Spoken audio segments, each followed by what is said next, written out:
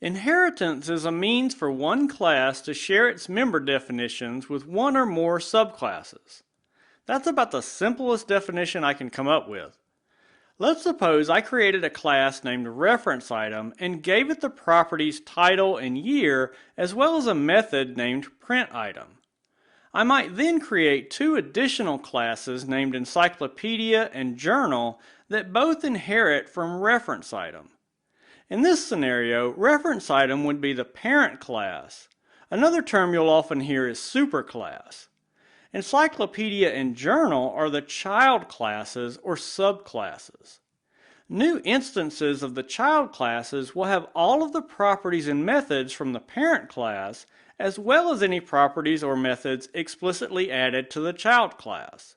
Therefore, in this example, encyclopedia objects would have title, year, edition, and number in set properties and a print item method. The journal class would also have title and year properties, but instead of edition and number in set, it would have its own properties, contributors, and issue number. It would also have the print item method. Inheritance facilitates code reuse since common members are only created and maintained in one place. Implementing inheritance in TypeScript is pretty straightforward. Let's look at an example using a couple of the classes from the previous slide. I'll start with the reference item class. There's nothing particularly special about it. It's just a normal class with a title property and a print item method. I left off the year property in this example just to save a little space on the slide. The journal class will inherit from the reference item class. That relationship is defined using the extends keyword. The journal class will extend the reference item class. The result will be that instances of the journal class will have a title property and a print item method inherited from reference item, as well as a contributors property defined in its own class.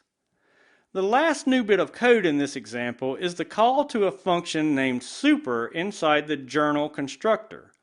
Super is a keyword that refers to the parent class.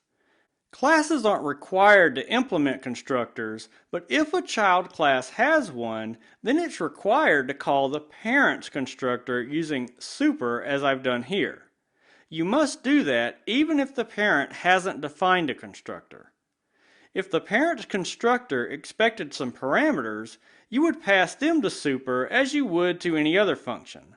However, if the parent's constructor expected some parameters and the child class didn't define a constructor, the parameters expected by the parent must be passed when creating new instances of the child class. Let's now go implement inheritance between some classes in the demo app.